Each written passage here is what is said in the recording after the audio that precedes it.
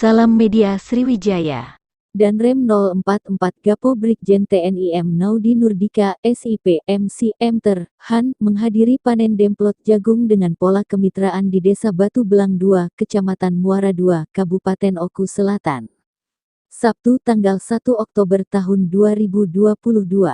Kegiatan ini digelar atas kerjasama Kodim 0403 OKU bersama PT Mitra Tanam Sejahtera dan pemerintah daerah Oku Selatan dalam rangka mendukung program ketahanan pangan khususnya di wilayah Kabupaten Oku Selatan.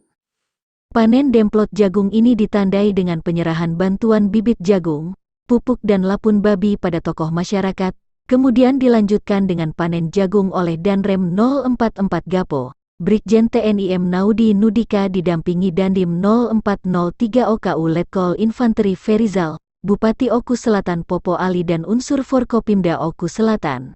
Panen demplot jagung yang dilaksanakan oleh TNI AD bekerja sama dengan pemerintah daerah serta PT Mitra Tanam Sejahtera merupakan program Panglima TNI, ungkapnya, disebutkan orang nomor 1 di Korem 044 Gapo ini.